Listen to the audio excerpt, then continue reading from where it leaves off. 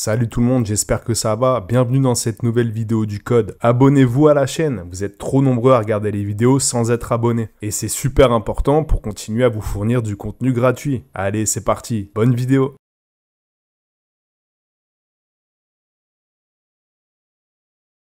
Ce piéton ne m'a pas vu. Je le laisse passer. Réponse A, oui. Réponse B, non. Je klaxonne. Réponse C, oui. Réponse D, non.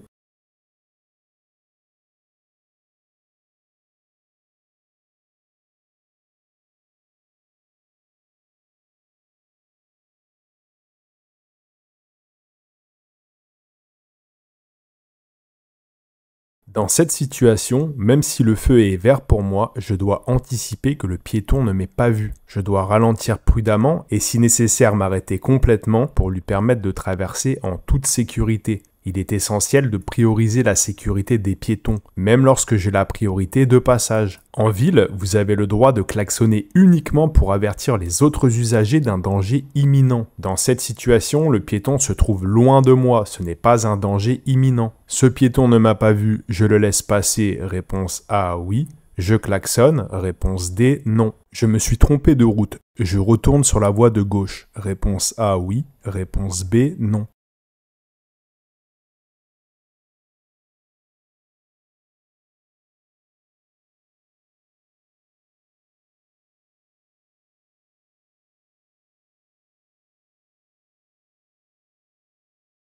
Sur l'autoroute, il est strictement interdit de faire demi-tour ou revenir en arrière pour reprendre une voie précédente. Cette manœuvre est extrêmement dangereuse et peut causer des accidents graves. Si vous vous êtes trompé de route et vous avez pris une sortie par erreur, vous devez continuer jusqu'à la prochaine sortie, faire demi-tour et revenir sur l'autoroute. Je me suis trompé de route, je retourne sur la voie de gauche, réponse B, non. Dans cette situation, je peux tourner à gauche, réponse A, oui, réponse B, non. Tourner à droite, réponse C, oui, réponse D, non.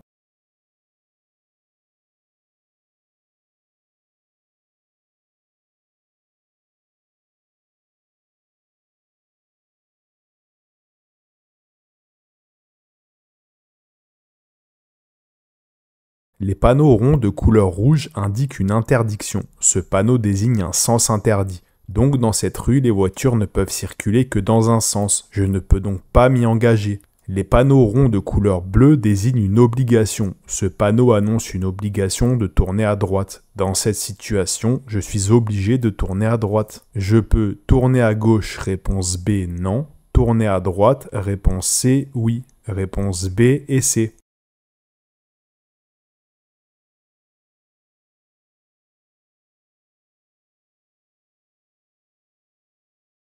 La vitesse maximale autorisée est réponse A 70 km/h, réponse B 80 km/h, réponse C 90 km/h.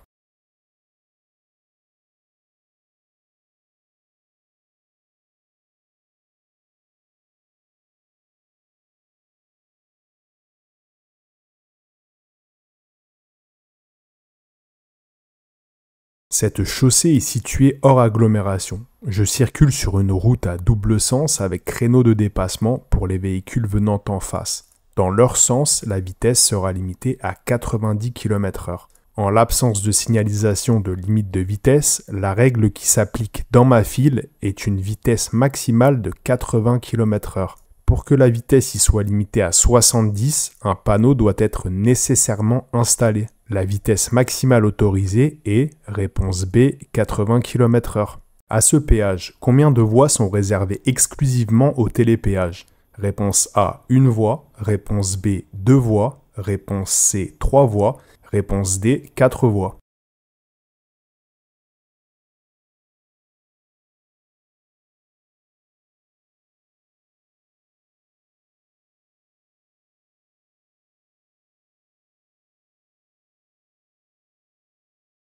Il est nécessaire d'observer les panneaux de signalisation situés au-dessus des voies. Sur l'image, 2 voies sont marquées avec le symbole du télépéage. une lettre T orange sur fond noir. Ces panneaux indiquent que ces voies sont destinées uniquement aux véhicules équipés d'un badge de télépéage. À l'inverse des autres emplacements de paiement, il permet un passage rapide et automatisé sans avoir à s'arrêter. À ce péage, combien de voies sont réservées exclusivement au télépéage? Réponse B, 2 voies.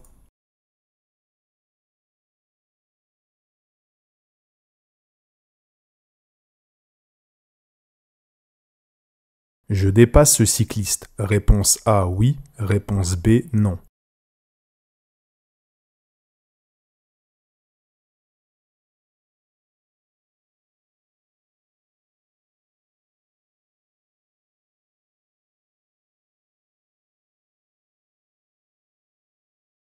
Même s'il n'y a pas de voiture qui arrive en face, vous ne pouvez pas dépasser le cycliste. Les passages à niveau sont des endroits où les risques d'accident sont plus élevés. Et il est essentiel de rester prudent et attentif. La priorité est donnée à la sécurité. Donc il est recommandé de patienter derrière le cycliste jusqu'à ce que vous ayez franchi le passage à niveau. Je dépasse ce cycliste. Réponse B, non.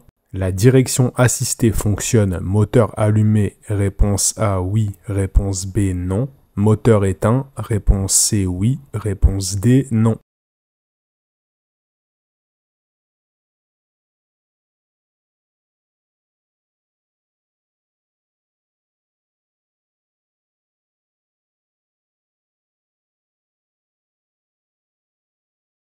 Tous les véhicules récents sont équipés de la direction assistée. Elle facilite la rotation du volant et des roues, ce qui améliore la maniabilité du véhicule, surtout à basse vitesse ou lors des manœuvres. La direction assistée fonctionne moteur allumé. Réponse A, oui. Moteur éteint. Réponse D, non. Réponse A et D. Un délit de fuite peut entraîner une peine de prison de réponse A, 1 an. Réponse B, 3 ans.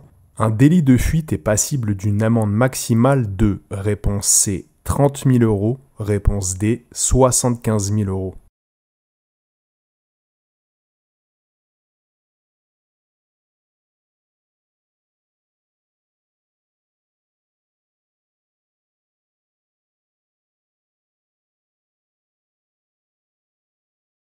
Ne pas confondre un délit de fuite avec un refus d'obtempérer. Un délit de fuite, c'est lorsque vous avez un accident ou lorsque vous êtes victime d'un accident et que vous fuyez la scène. Un refus d'obtempérer, c'est quand vous ne vous soumettez pas à un contrôle des forces de l'ordre.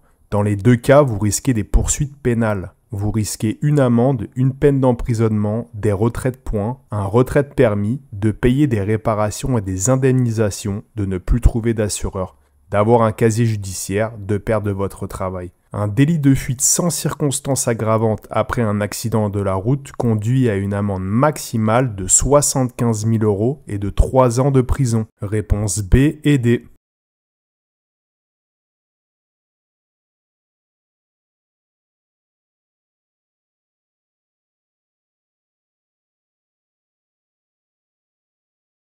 Je passe en feu de croisement. Réponse A, oui. Réponse B, non.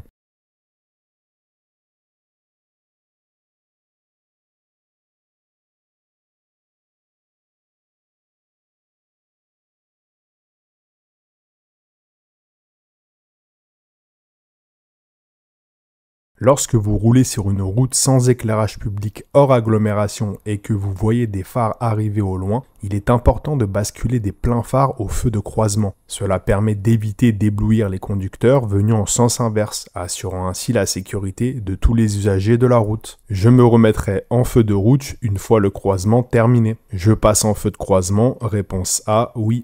Sur l'autoroute, la vitesse des poids lourds est généralement limitée à réponse A 90 km/h, réponse B 110 km/h.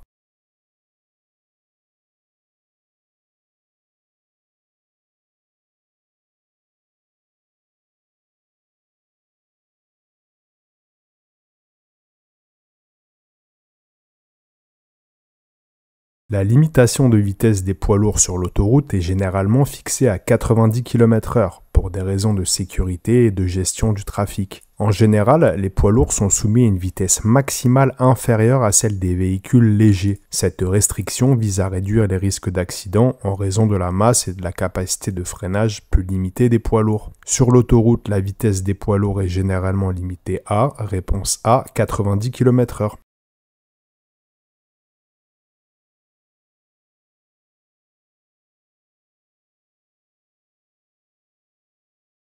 Pour réduire ma consommation de carburant dans cette situation, je relâche la pédale d'accélérateur. Réponse A, oui. Réponse B, non.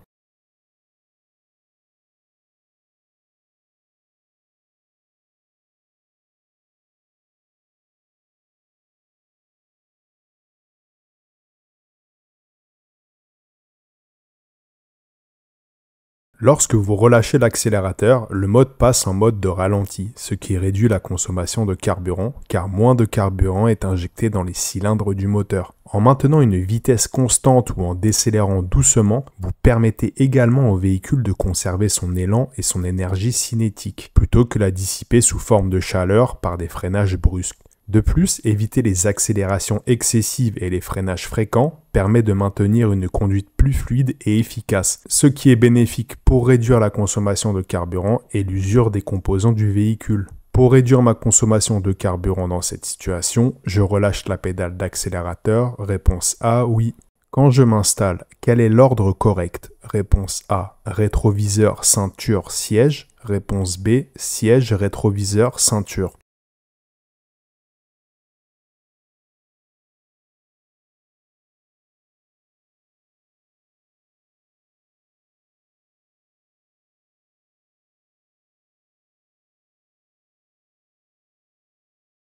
Ajuster les rétroviseurs avant le siège risque de nécessiter le re-réglage des rétroviseurs une fois que le siège est positionné. L'ordre siège-rétroviseur-ceinture est essentiel pour assurer une conduite sûre et confortable. Tout d'abord, ajuster le siège permet de trouver une position ergonomique qui aide à maintenir une bonne posture pendant la conduite, réduisant ainsi la fatigue et améliorant le contrôle du véhicule. Quand je m'installe, quel est l'ordre correct? Réponse B, le siège, le rétroviseur et la ceinture.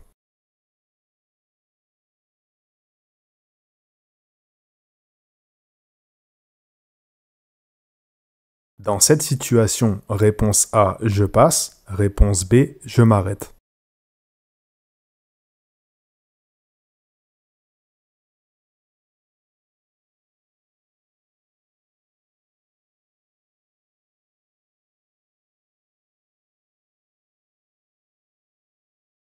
Je circule en ville, j'approche d'un passage piéton où un piéton est sur le point de traverser. Je dois m'arrêter. C'est une obligation faisant partie des règles de priorité établies par le code de la route. Dans cette situation, réponse B, je m'arrête. Ces balises indiquent réponse A, un chantier, réponse B, un pont, réponse C, un obstacle.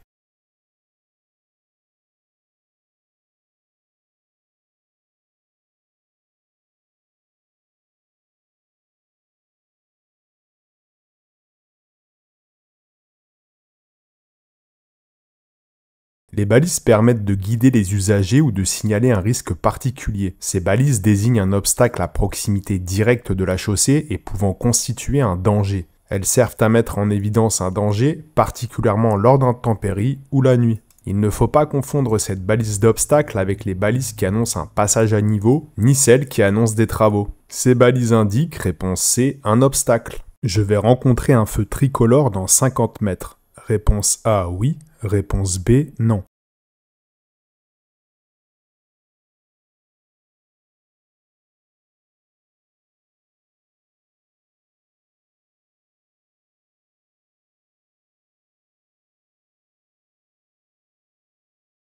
Un panneau triangle annonce un danger. Il est situé à 50 mètres en agglomération. Le symbole indique qu'il s'agit d'un feu tricolore. Dans cette situation, je me tiens prêt à m'arrêter si le feu passe au rouge. Je vais rencontrer un feu tricolore dans 50 mètres. Réponse A, oui. Le temps de réaction est le temps qui s'écoule entre. Réponse A, la perception du danger et l'action du conducteur. Réponse B, la perception du danger et l'arrêt du véhicule.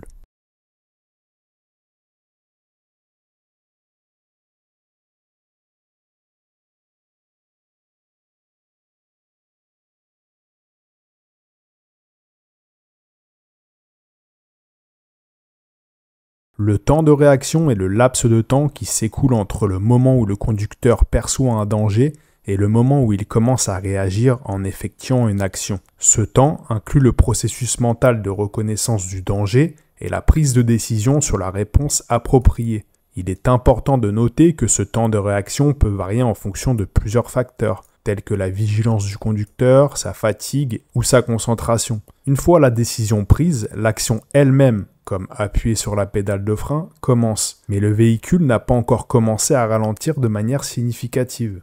Donc le temps de réaction est le temps qui s'écoule entre, réponse A, la perception du danger et l'action du conducteur. Le créneau horaire où le niveau de vigilance d'un conducteur baisse le plus est, réponse A, entre 2 h et 5 h du matin, réponse B, entre 9 h et 11 h du matin.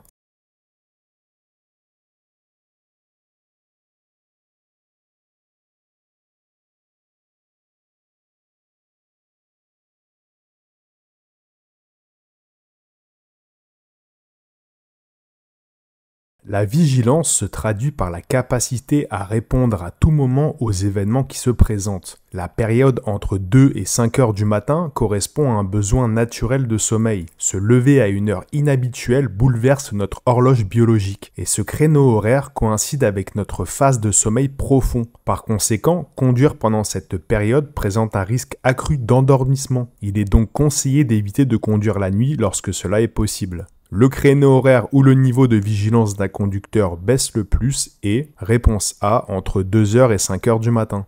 À droite, la ligne jaune autorise l'arrêt, réponse A, oui, réponse B, non. Le stationnement, réponse C, oui, réponse D, non.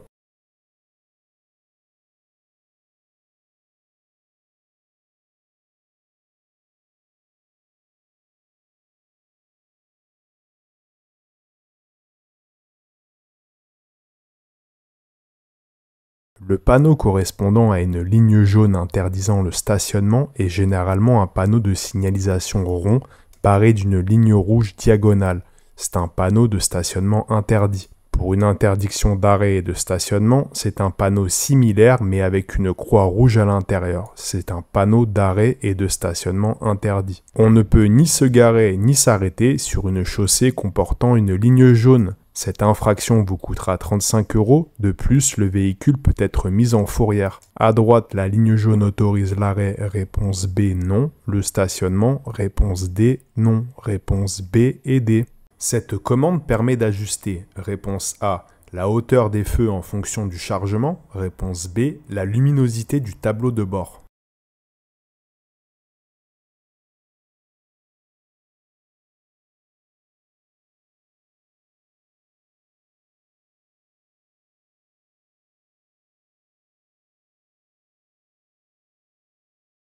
Le logo représente un phare et son faisceau de lumière et la molette permet de régler la hauteur du phare. Lorsque l'on charge une voiture, il est essentiel de régler la hauteur des feux afin de compenser l'abaissement de l'arrière du véhicule dû au poids du chargement. Sans ce réglage, les phares pourraient être mal orientés, éblouissant les autres usagers de la route ou réduisant la portée de leur éclairage sur la chaussée. Cette commande permet d'ajuster, réponse A, la hauteur des feux en fonction du chargement. Le contrôle du niveau d'huile moteur s'effectue en réponse A, zone 1, réponse B, zone 2, réponse C, zone 3, réponse D, zone 4.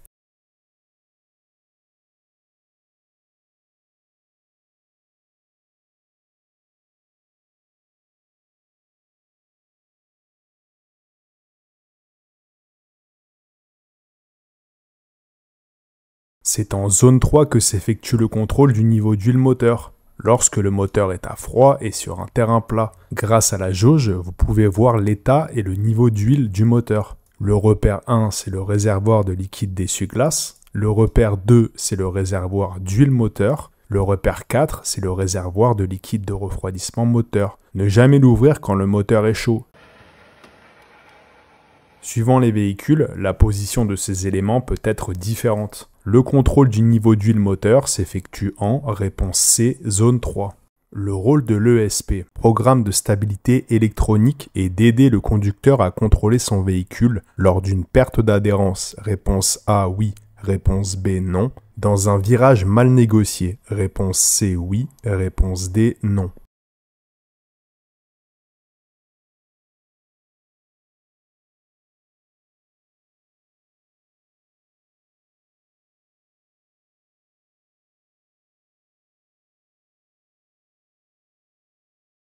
L'ESP, programme de stabilité électronique, est conçu pour assister le conducteur dans le contrôle de son véhicule. L'ESP est utile dans des situations critiques, telles qu'un virage mal négocié ou une perte d'adhérence. En cas de virage mal négocié, l'ESP intervient en ajustant le freinage sur chaque roue individuellement et en réduisant la puissance du moteur. Il aide notamment à corriger la trajectoire du véhicule et prévenir le sous-virage ou le survirage, et également lors d'une perte d'adhérence, comme sur une chaussée glissante. L'ESP agit pour stabiliser le véhicule en contrôlant les freins afin d'empêcher le patinage excessif des roues, assurant ainsi une meilleure traction et une maniabilité optimale. L'ESP aide le conducteur à contrôler son véhicule lors d'une perte d'adhérence. Réponse A, oui. Dans un virage mal négocié. Réponse C, oui. Réponse A et C.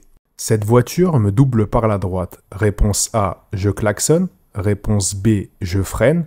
Réponse C, je fais un appel lumineux. Réponse D, je maintiens mon allure.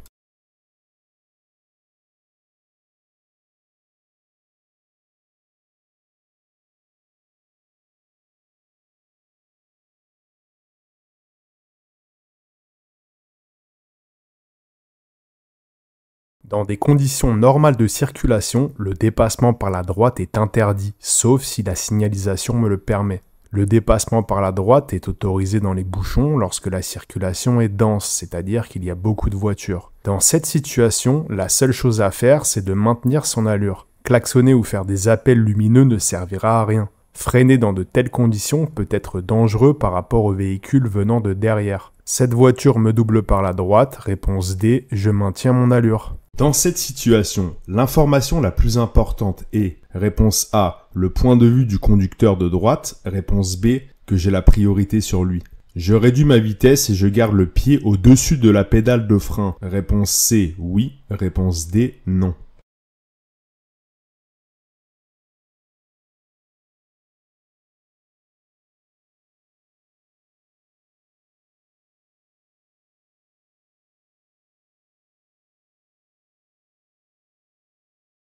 Les chemins de terre, les voies privées, les voies nécessitant le franchissement d'un trottoir sont à exempter du cas de la priorité à droite, sauf signalisation présente. C'est ce qui est le cas sur l'image, et le plus important, c'est que le conducteur nous ait bien vus. Le plus important, c'est d'éviter un accident, peu importe si j'ai la priorité sur lui. Bien entendu, je réduis ma vitesse et je garde le pied au-dessus de la pédale de frein. Dans cette situation, l'information la plus importante est réponse A, le point de vue du conducteur de droite. Je réduis ma vitesse et je garde le pied au-dessus de la pédale de frein. Réponse C, oui. Réponse A et C. Ce véhicule souhaite s'insérer dans la circulation. Je dois m'arrêter. Réponse A, oui. Réponse B, non.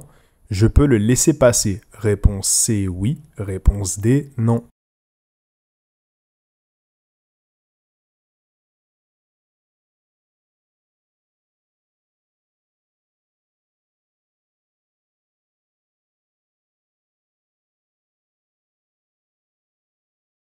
Un véhicule manœuvrant pour quitter son stationnement n'est pas prioritaire. Il doit être vigilant par rapport aux autres usagers et ne doit pas gêner la circulation.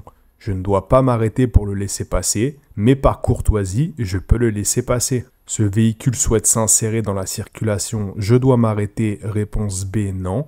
Je peux le laisser passer, réponse C, oui. Réponse B et C. Je circule à vélo et le feu est rouge. Je peux tourner à droite immédiatement, réponse A, oui. Réponse B, non. Je laisse passer le piéton, réponse C, oui. Réponse D, non.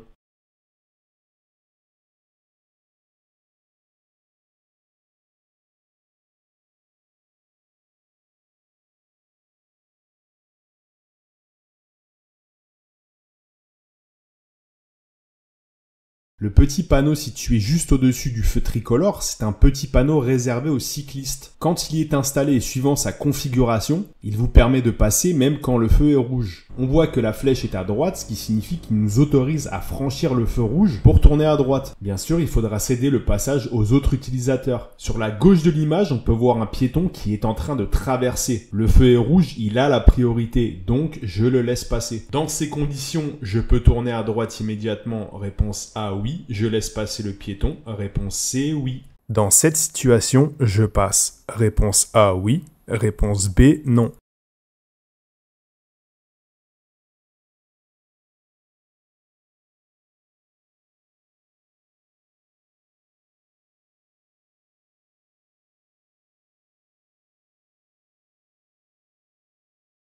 Dans cette situation, il est essentiel de ne pas passer. Le panneau rond à droite est un panneau de céder le passage aux véhicules venant en face, ce qui est crucial en raison du virage à droite sans visibilité. Le panneau rouge avec une barre blanche horizontale tenue par l'employé signifie arrêt absolu, ce qui implique l'obligation de s'arrêter complètement. Cela garantit la sécurité des conducteurs dans les deux directions, en évitant les risques d'accident dus à la visibilité limitée. Ainsi, dans cette situation, il est impératif de respecter les panneaux de signalisation et les indications de l'employé en s'arrêtant complètement, afin de pouvoir reprendre la route en toute sécurité. Dans cette situation, je passe. Réponse B, non. Voulant continuer tout droit, je me suis trompé de voie. Réponse A, je reste sur cette voie et je continue tout droit. Réponse B, je mets mon clignotant à droite et je change de fil. Réponse C, je continue à gauche et j'irai faire demi-tour plus loin dans un endroit approprié.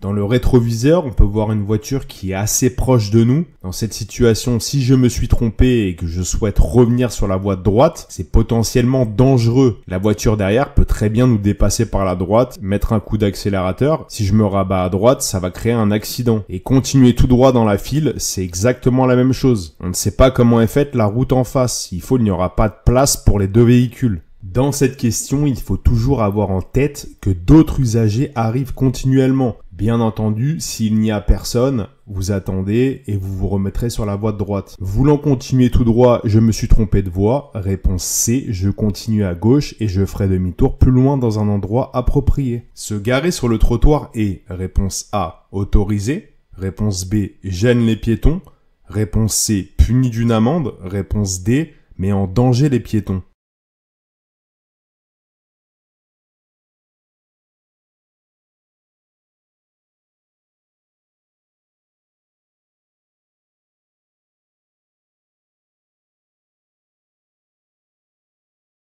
J'imagine que ça vous est déjà arrivé, vous marchez sur le trottoir et d'un coup il y a une voiture qui est garée. Vous devez la contourner, vous devez marcher sur la route, une voiture arrive en même temps, bref, c'est une situation dangereuse. Si vous vous trouvez en plus avec des enfants ou une poussette, ça amplifie le problème. Le fait d'être garé sur le trottoir engendre une amende de 35 €. Se garer sur le trottoir, réponse B, gêne les piétons. Réponse C, est puni d'une amende. Réponse D, met en danger les piétons. Réponse B, C et D. Je suis autorisé à conduire avec des oreillettes. Réponse A, oui. Réponse B, non.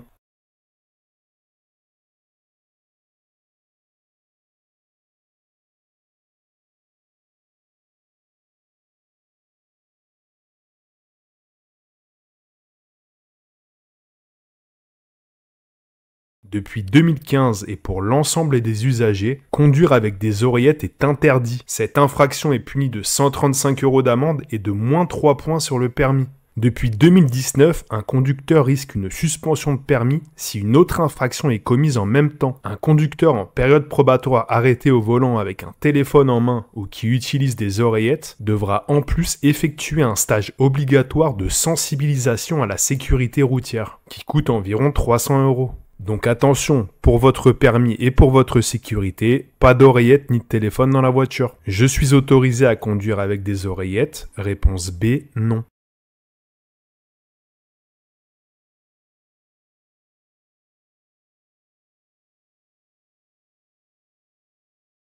À ce péage, je peux aller à gauche? Réponse A, oui. Réponse B, non. À droite? Réponse C, oui. Réponse D, non.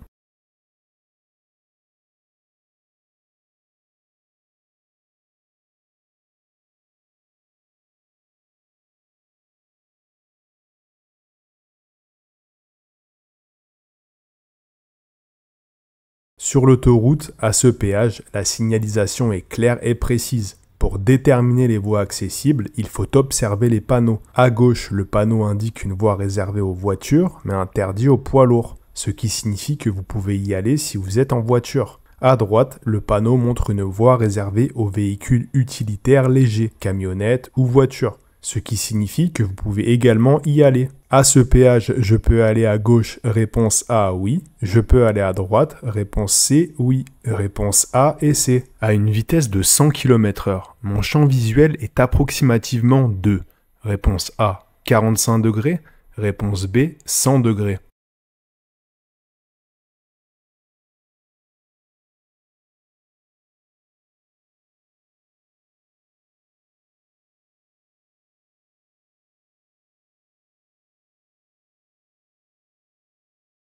Le champ visuel, c'est la zone que les yeux peuvent percevoir en fixant un point central. Plus la vitesse augmente, plus le champ visuel se rétrécit. C'est un phénomène qu'on appelle vision tunnel. Et ça réduit la capacité à percevoir les dangers en périphérie, c'est-à-dire tout ce qu'il y a autour de vous, comme par exemple les piétons ou les véhicules venant de côté. Plus la vitesse est haute, plus les informations surchargent le cerveau et ralentissent les réactions. Comme vous pouvez le voir sur le tableau, plus la vitesse augmente, moins le champ de vision est grand. Donc à 100 km/h, mon champ visuel est approximativement de, réponse A, 45 degrés. Un pneu neuf représente une profondeur de sculpture de, réponse A, 3 mm, réponse B, 5 mm, réponse C, 8 mm, réponse D, 10 mm.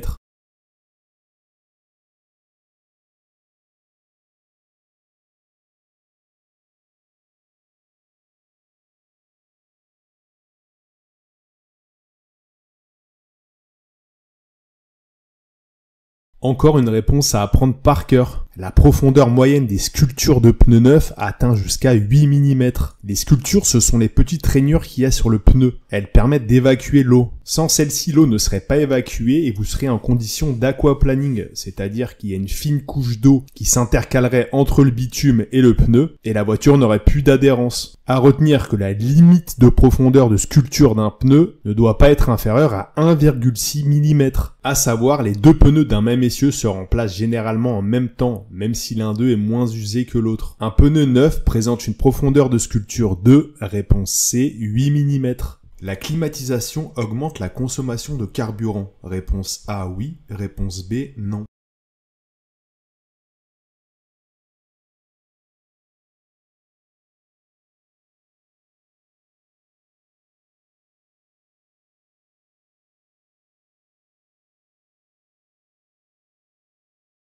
Le compresseur de la climatisation, c'est un petit moteur, est entraîné par la courroie du moteur de la voiture. Lorsque la climatisation est activée, le compresseur doit fonctionner pour comprimer le réfrigérant et refroidir l'air. Cela nécessite une quantité supplémentaire d'énergie provenant du moteur. La climatisation augmente la consommation de carburant. Réponse A, oui. Ces piétons commettent une infraction. Réponse A, oui.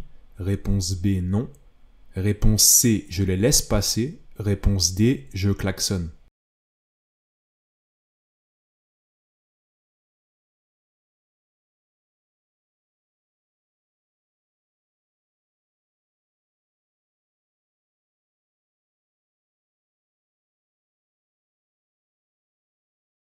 Pour traverser une route, les piétons doivent utiliser le passage piéton, à moins qu'il n'y en ait pas à moins de 50 mètres de sa position. 50 mètres représentent environ la moitié de la longueur d'un terrain de football. Sur l'image, on voit clairement un passage piéton juste derrière eux. Donc oui, ces piétons commettent une infraction. Bien entendu, je les laisse passer et je ne klaxonne pas. Ces piétons commettent une infraction. Réponse A, oui. Je les laisse passer. Réponse C. Réponse A et C. En interfile, ce motard est autorisé à circuler à 50 km/h. Réponse A, oui. Réponse B, non.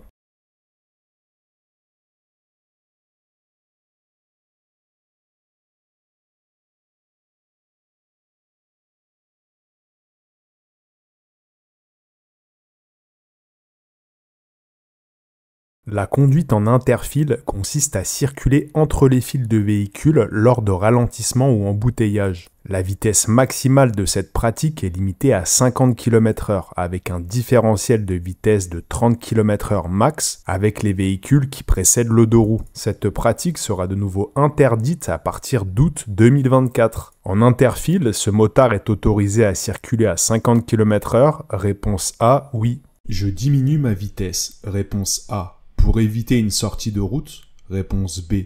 Seulement si je croise un panneau indiquant une limitation de vitesse. Réponse C. Pour prévenir d'une collision avec un autre usager.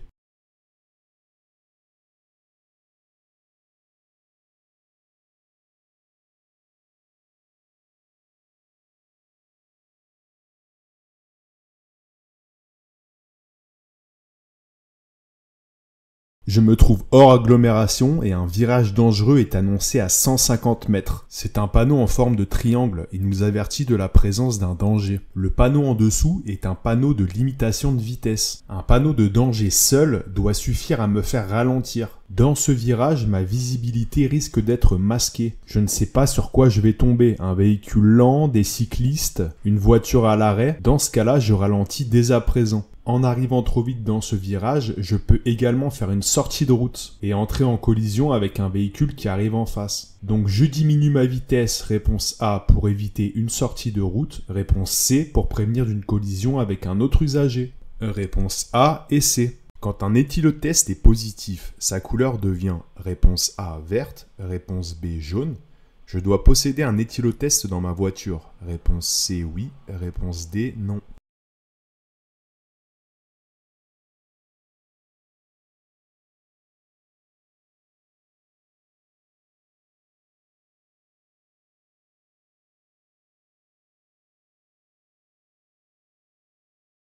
Un éthylotest est un dispositif utilisé pour mesurer le taux d'alcool dans l'air expiré. Il existe deux catégories d'éthylotests, les chimiques et les électroniques. Sur l'image, nous avons affaire à un éthylotest chimique. Il se compose du test réactif plus du ballon. La plupart du temps, si le test est positif, il passe de la couleur jaune à la couleur verte. Il peut aussi passer de la couleur jaune à la couleur rouge. Si la couleur reste jaune, cela signifie que le test est négatif. Toujours bien lire sa notice d'utilisation. Attention toutefois, votre seuil maximal d'alcool sera atteint 1 heure après avoir consommé votre dernier verre. Il faudra donc patienter un peu avant d'utiliser votre alcotest. Attention, le taux d'alcool dans le sang autorisé pour les détenteurs du permis probatoire est de 0,2 g par litre de sang, soit 0,10 mg d'alcool par litre d'air expiré, ce qui est équivalent à une unité d'alcool. En période probatoire, si vous avez consommé une unité d'alcool, vous risquez un retrait de 6 points, ce qui entraîne automatiquement l'annulation du permis de conduire et d'une amende. Depuis le 22 mai 2020, il n'est pas obligatoire de posséder un éthylotest dans son véhicule. Les seuls éléments obligatoires à posséder sont le gilet jaune et le triangle de présignalisation. Quand un éthylotest est positif, sa couleur devient réponse A verte. Je dois posséder un éthylotest dans ma voiture. Réponse D non.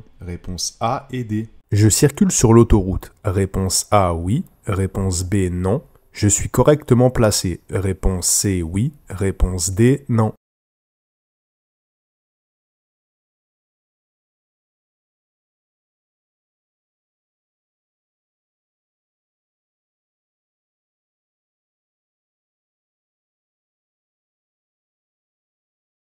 Les panneaux de couleur bleue m'indiquent que je circule sur l'autoroute. Dans cette situation, il est important de bien comprendre la signalisation pour savoir si vous êtes correctement placé sur l'autoroute. L'image montre un poste de frontière avec plusieurs voies réservées aux voitures, indiquées par des panneaux bleus avec des symboles de voiture, et une voie réservée aux camions vides, qui se trouve à droite, indiquée par un panneau bleu avec un symbole de camion et la mention « Trafic autorisé à vide ».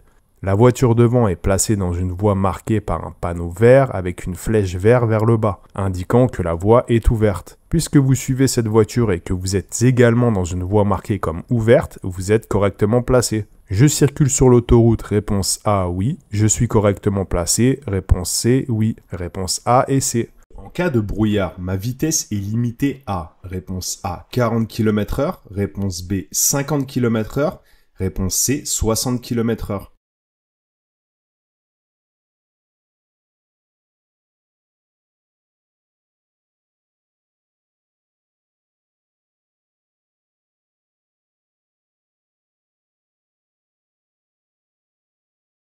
Sur l'ensemble du réseau routier et autoroutier, en cas de visibilité inférieure à 50 mètres, les vitesses maximales autorisées sont abaissées à 50 km/h. En cas de brouillard, vous réduisez votre vitesse et vous passez en feu de brouillard avant avec le complément des feux de croisement. Vous pouvez également ajouter les feux de brouillard arrière, mais ils sont très éblouissants. Et ils sont à désactiver quand la circulation est dense, c'est-à-dire quand il y a beaucoup de véhicules autour de vous. En cas de brouillard, ma vitesse est limitée à, réponse B, 50 km/h.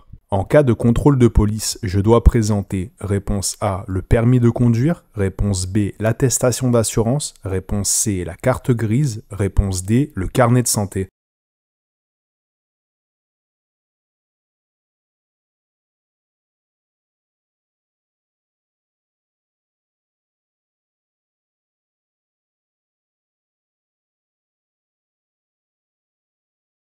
Conduire une voiture nécessite d'avoir avec soi quelques documents, tels que l'attestation d'assurance. Conduire sans assurance est grave, car son rôle est d'indemniser les dommages causés aux autres et à soi-même. Vous risquez jusqu'à 3 750 € d'amende si vous n'avez pas d'assurance. Conduire sans permis revient au même que de rouler sans assurance. La carte grise permet aux forces de l'ordre l'identification du véhicule avec le numéro d'immatriculation. Et le carnet de santé n'est pas à présenter aux forces de l'ordre lors d'un contrôle. En cas de contrôle de police, je dois présenter réponse A, le permis de conduire, réponse B, l'attestation d'assurance, réponse C, la carte grise, réponse A, B et C. Merci d'avoir regardé la vidéo, j'espère que tu as appris de nouvelles choses. N'hésite pas à mettre un like pour me récompenser et à tout de suite dans une prochaine vidéo.